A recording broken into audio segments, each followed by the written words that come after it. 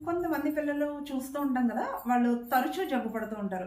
కొద్దిగా weather change అయింది అంటే వెంటనే వీళ్ళకి రొంప కానీ, దగ్గు, జ్వరం ఇలాంటివి వచ్చేస్తూ ఉంటాయి. ఇంకా బయట ఏవైనా వైరస్‌లుంటే త్వరగా వీళ్ళకి అటాక్ అవుతూ ఉంటాయి.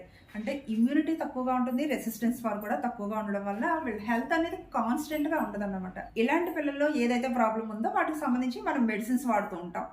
ఈ మెడిసిన్స్‌తో పాటు సరైనటువంటి పోషక విలువైనటువంటి ఆహారం కూడా ఇస్తూ ఉండాలి. అంతే ముఖ్యంగా గేమ్స్ కూడా ఆడిస్తూ ఉండాలి. అంటే పేరెంట్స్ ఎలా ఆలోచిస్తారంటే, మనం మంచి మెడిసిన్స్ ఇస్తున్నాము, మంచి ఫుడ్ ఇస్తున్నాము.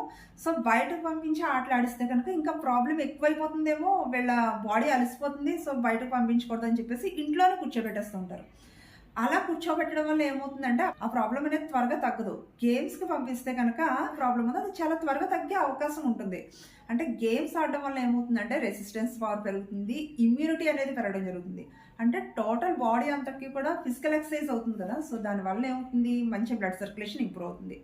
ఈ బ్లడ్ సర్క్యులేషన్ ఇంప్రూవ్ అవ్వడం వల్ల బాడీలో ఉన్నటువంటి అన్నెసరీ టాక్సిన్స్ కానీ, బాక్టీరియాస్ కావచ్చు, లేదంటే వేస్ట్ కావచ్చు, ఇదంతా కూడా బాడీ ఏం చేస్తుందంటే బయటకు పంపించేస్తుంది. సో, దానివల్ల బాడీ అంతా కూడా చాలా రిఫ్రెష్ అవుతుంది. చాలా తేలిగ్గా ఉండడం జరుగుతుంది.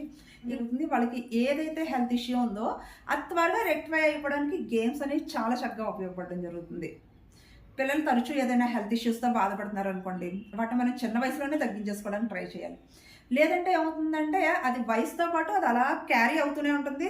వయసు ఎంత పెద్దదైనా సరే ఈ ప్రాబ్లమ్ మాత్రం అలా పట్టుకునే ఉండడం జరుగుతుంది. గేమ్స్ ఆడడం వల్ల ఏమవుతుంది అంటే, ఏదైతే ప్రాబ్లమ్ ఉందో అది ముందుకి క్యారీ అవ్వకుండా అక్కడే తగ్గించేయడానికి మనకి గేమ్స్ అనేవి ఉపయోగపడడం జరుగుతుంది.